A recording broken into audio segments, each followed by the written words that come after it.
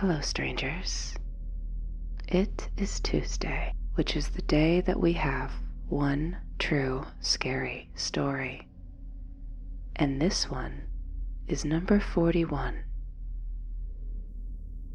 My son is 8. At his school, they've started an assignment and course topic about the environment. Joel is very, very excited about this topic. I don't blame him. His teacher focuses on what he can do and not so much the doom and gloom of how it's too late or how one person doing their best won't make a difference. If I'm honest, I'm a little jealous that we don't get the same message. It works, too. My son has thrown himself right into it.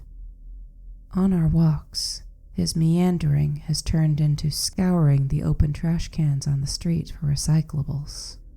I bought him boxes of latex gloves online because kid will just plunge his hands right in there to pull out a glass jar or plastic bottle, all to drop it into the blue recycle bin right next to it. Which is amazing in its own right.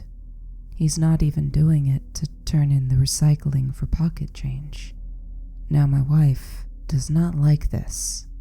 Not at all. She's even spoken to him about how they employ people at the dump to sort it. Joel persists, though. He just keeps repeating what his teacher told him about how it's about what you can do and not what you hope others will do. I suppose this sounds like hell to some, and on the occasion when he shoves his hands into something really gross, I find myself rolling my eyes a bit. But he's my kid. Any irritation we have tends to be muted by the all-powerful storage love between family members. That and, come on, I know parents are accused of thinking their children are perfect and can do no wrong, and Joel most certainly isn't that. But it's cool how much of his own time, effort, and interest he puts into big grown-up concerns. For all of her grumbling, my wife is planning to turn him on to U.S. tax code when he gets a little older. She was laughing when she pointed out that maybe he could turn that persistence on to pass through businesses. But that is to say, Joel is supported by his mother and father, however we can do, even if that means watching him dig into some pretty disgusting trash. It was on one of these walks where one of the areas we still have a bit of trouble with Joel reared its head. Litterbugs.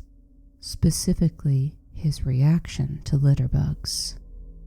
I know he's just trying to help, but his mom and I both have had to take him aside and explain to him that not everyone wants to be policed by a kid and kids. Approaching some lady whose gum wrapper got carried by the wind when she tried to toss it into the trash and blurting out that she didn't care about the planet is rude. And while we appreciated his concern, we had also emphasized being kind to others his whole life. He's young, though, and he has a bit of difficulty reading social cues, like any younger kid would. He's never balked at apologizing for offense and explaining why he interrupted them to point out mistakenly dropped litter. It's just, sometimes, dropping the litter isn't a mistake. His mom finally solved it by pointing out that it was entirely something he can do to pick it up and toss it in the garbage himself. So he would, often trotting ahead of me to deposit discarded paper wrappers and plastic packaging into nearby bins. And for the most part, he stopped approaching people or inadvertently shaming them. On this walk, I'd stopped to take a phone call, and I watched Joel run ahead towards, oh no, a person ahead of us. But Joel didn't call out to the figure, some person whose clothes were so baggy it rendered the silhouette nondescript. Joel trucked up to the dumpster and, gloves already in hand, lifted the lid, bent over. I was on the phone, distracted. Then, along floated my kid's voice. Dad! Dad! Is this recyclable? I turned to give him another of the countless reminders parents give kids. Shh, Dad's on the phone. But as my eyes fell on what my son was holding, the reprimand died in my throat. My 8-year-old son was holding a handgun. I hung up on the work call without thinking, dropped my phone, holding both of my hands, palms out, arms outstretched to my son. I called to him, Joel, put that down. He only replied, Dad, it's metal, but I don't know. Joe, put it down. Now. He looked surprised at my tone, but slowly he bent over and placed it back beside the dumpster where he had found it. I ran to him once I saw it out of his hands and spun him so I was between him and the pistol. He looked at me, perplexed. I realized I'd broken into a sweat, that my face was probably conveying the pounding heart, the flare of fear running through me. I just hugged him close, trying to get a grip on myself. I didn't want to scare him, transmit my fear to him like a disease. I just put my chin on top of his head, mind racing. Joel knew what a gun was, but again, his mind fixated on things. And right now, he was more concerned about, is it recyclable, than, oh, I just saw someone drop a gun and bolt. We walked back to retrieve my phone, then called the non-emergency number. Only after the dispatcher came back, letting me know a unit was en route, did I try to speak reason to Joel. He listened.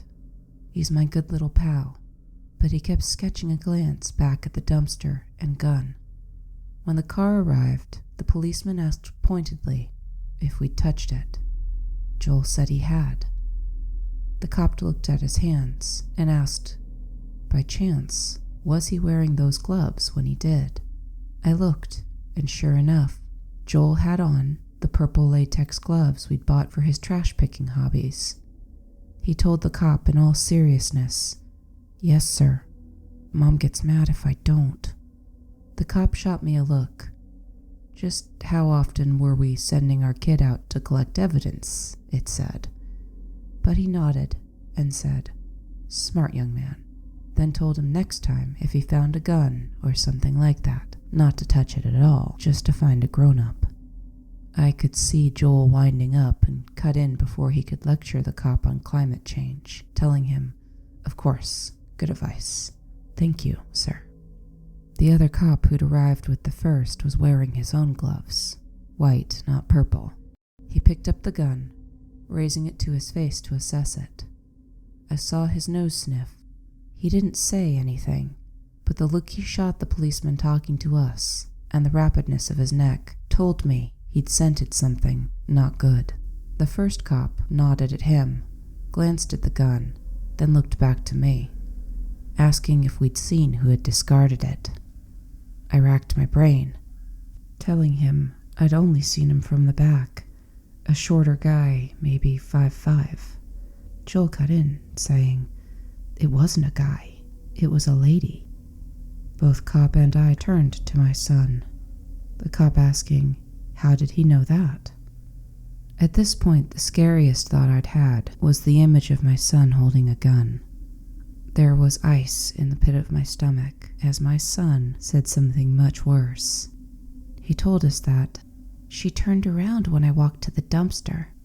I thought she was going to be upset, like grown-ups are when you catch them littering, but she just looked at me and ran off.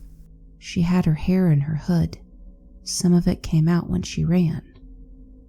Now, he hadn't quite seen her face, not well enough to describe it. When pressed, Joel explained that beyond the color of her hair and the general length, he couldn't be much help in identifying it. It was more a quick dart of a look, eyes meeting eyes for but a moment. That ball of ice in my stomach began to tentatively melt, thinking that, surely, if he'd only glanced her face, She could only have glanced his. You can imagine how the rest of our afternoon went. It's nerve-wracking to see your kids, so short and small, in such adult surroundings as a police station, his little feet swinging as he answered questions from police, sketch artists, other authority figures. The only good thing that came was having a very good reason for having hung up on my boss when he called. That conversation started very stern, but quickly mellowed out as I explained where we were. The newspaper gave us the rest of the story the following week. The man to whom the gun was registered had been found dead, and that pistol, the cause. The woman my son had seen drop it was an ex-girlfriend. She was quickly identified, and all of her features, hair, eye color, height, size, confirmed my son's description. She was, of course, on the run. It happened that, a few days after the visit to the police department, my wife caught my son in the act of closing the door. She asked, "Was someone there?" Joel said yes, and what he told her sent her scrambling to the phone to call me. Joel described it as a grown-up who'd wanted to know if this was the house his dad, me, owned, and if we had been the ones to find the gun. A reporter. Joel had done as told by the police and his parents. Don't talk about this. All he told her was that he wasn't supposed to talk to strangers, then said goodbye and closed the door on them. She wasn't the last to come that day. I have no idea how word got out, or enough word for them to figure out who we were. The police had been very reassuring that my son's minor status would provide him protection from being identified. So much for their promises. They had enough info to somehow find me, including my last name. And if they could find me easily, well, who else could? We were stressed out. We kept Joel home from school for a few days, until the daily knocks and phone calls petered out. Thankfully, the woman was located a week after that.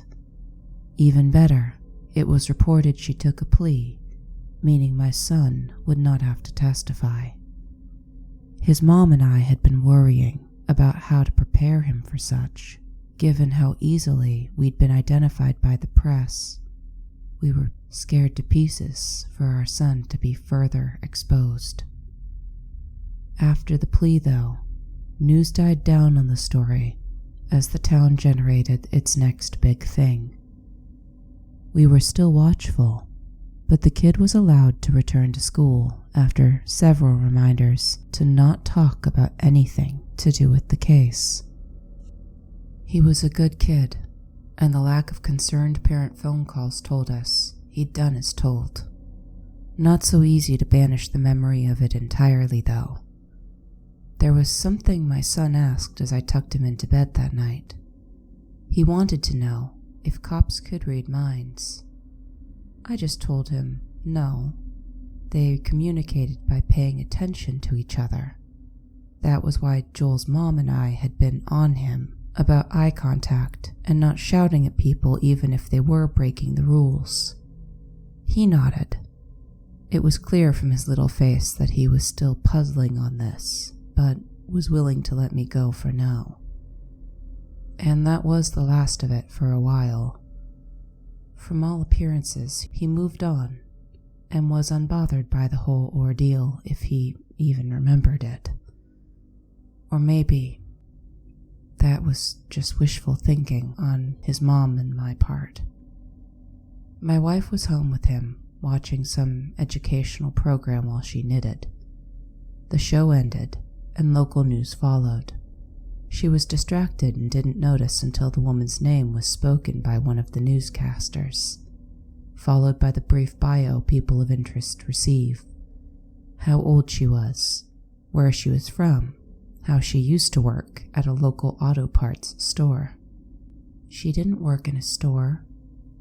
My wife startled and looked at Joel, who was looking at her. He repeated it. She didn't work in a store, in his little matter-of-fact way. My wife, who'd been casting about looking for the remote to banish the program from the TV, stopped cold and asked him, "What?" My son looked at her, exasperated, like he was with seeing adults break any rule or say anything that wasn't 100% true in his understanding. She didn't work in a store. She said she was a reporter. That means she works for the news. His mom got the rest out of him.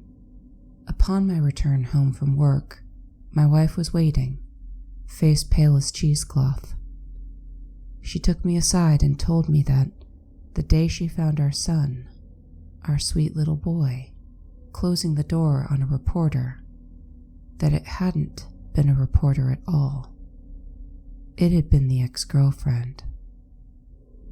When I tell you I felt a wave of near nausea standing there, picturing my child coming face to face with a murderer, not once, but twice, with a parent just somewhere off behind him, my knees buckled.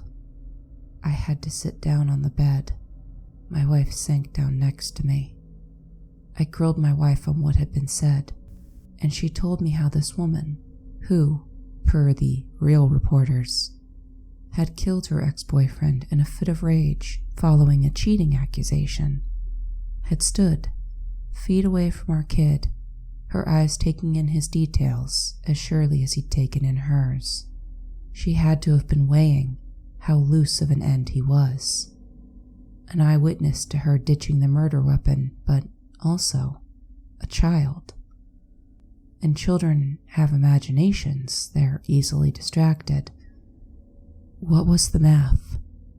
What calculation of surety of his ability to identify her did she weigh against how unreliable most kids are? And while this person, tensed like a cobra, considering striking a tiny mouse, stood there and looked at my son simply said, "I don't know. You're a stranger and I'm not allowed to talk to you. Bye," and closed the door on her. Went off to play with Legos or something, like he didn't just look death in the eye for the second time. We just looked at each other for a while, his mom and I. The feelings of terror, of guilt for not protecting him every moment of every day, threaded through with the feeling of hopelessness. What can we even do about it now? There was a dark humor to it, too. He shut the door on her like a salesman. "No thank you, none for me." I wanted to laugh, but I knew it'd come out crazy sounding, and that would make the terror my wife and I were feeling much worse. I felt lost for a moment.